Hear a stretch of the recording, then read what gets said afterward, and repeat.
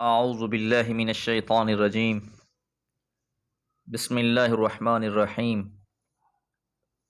فقال الملأ الذين كفروا من قومه ما نراك إلا بشرا مثلنا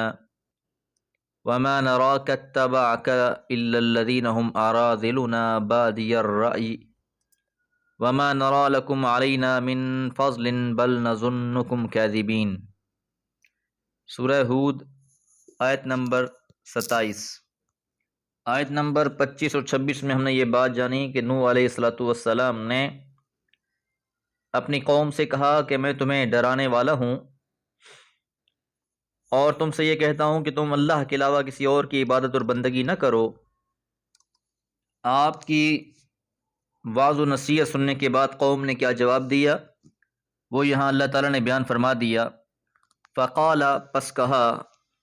الملأ، ملأ نے، لفظ ملأ پہلے بھی گزر چکا ہے، اس سے مراد کسی قوم کے لیڈر، سرپنچ، زعماء اور اکابر ہوتے ہیں۔ فقال الملأ، پس کہا قوم کے سرداروں نے، الذین کفروا، جنہوں نے کفر کیا تھا، من قومہ، اس کی قوم میں سے، مراد حضرت نوح علیہ السلام ہیں، چونکہ بگڑی ہوئی قوم کے سارے فساد کی جڑ یہی ہوتے ہیں، یہی وہ لوگ ہوتے ہیں جو نہ خود سدھرتے ہیں اور نہ کسی اور کو سیدھا راہ اختیار کرنے کی اجازت دیتے ہیں۔ اب ان سرداروں نے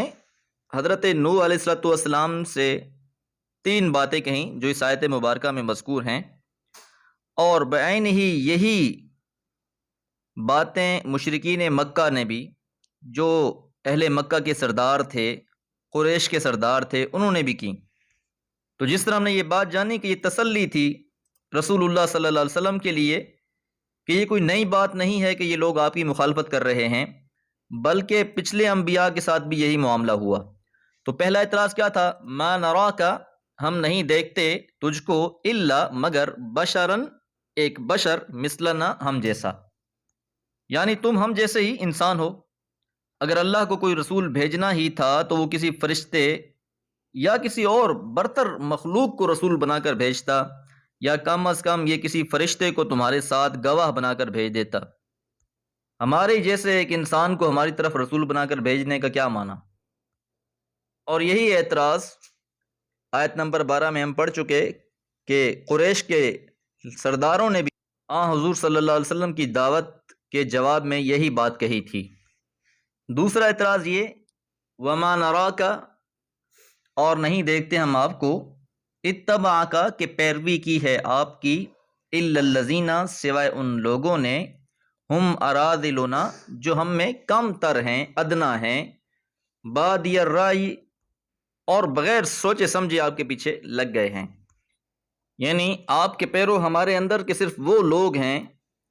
جو ادنا ہیں، کم تر لوگ ہیں، سوسائٹی میں ان کا کوئی مقام نہیں ہے، کوئی وقت نہیں ہے، اور ان لوگوں نے بس آپ کی بات سنی ہے اور سن کر آپ کے پیچھے چل پڑے ہیں۔ ان کا کوئی اپنا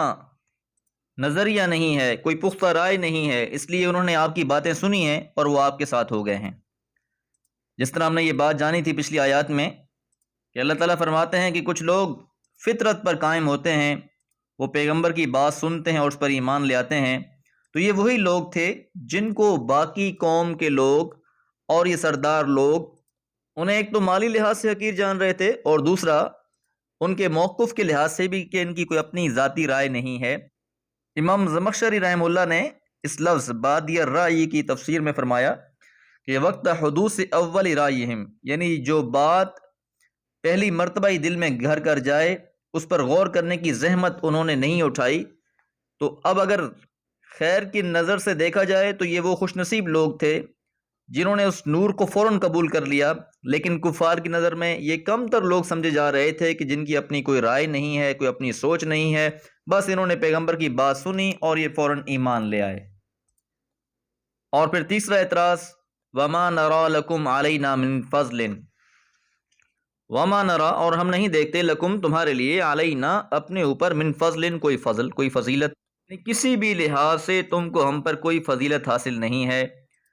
بل نظنکم کاذبین، بلکہ ہم تو تمہیں جھوٹوں میں سے گمان کرتے ہیں کہ تم سب جھوٹے ہو۔ اور اسی طرح مشرکین مکہ نے بھی یہی بات کہی کہ اگر یہ لوگ اللہ کے چہتے ہوتے اور یہ سچ پر ہوتے تو ان کے پاس مال و متاع ہوتا، دنیا کا ساز و سامان ہوتا، ہم ان کے محتاج ہوتے، لیکن صورتحال تو اب یہ ہے کہ ان کے پاس کچھ بھی نہیں ہے، مال و دولت بھی نہیں ہے، ساز و سامان بھی نہیں ہے، حالانکہ یہ دنیا کے معاملات میں بھی ہمارے محتاج ہیں، تو اللہ کے برگزیدہ اور پسندیدہ کیسے ہو سکتے ہیں؟ اور ہم جو لوگ نہیں ماننے والے، انبیاء کا انکار کرنے والے ہیں، ہمارے حالات ان سے بہت بہتر ہیں۔ تو اس کا مطلب یہ ہوا کہ ہم حق پر ہیں اور یہ لوگ باطل پر ہیں۔ تو قرآن مجید نے موازنہ پیش کر دیا رسول اللہ صلی اللہ علیہ وسلم کی دعوت اور جو قریش مکہ کی طرف سے اس کا جواب ملا، بالکل انہی حالات کے ساتھ جو حضرت نوح علیہ السلام کو اپنے زمانے میں پیش آئے۔ اللہ تعالیٰ سے دعا ہے اللہ تعالیٰ قرآن مجید کو ہمارے دلوں کا نور بنا دے۔ وما علیہ الا البلاغ۔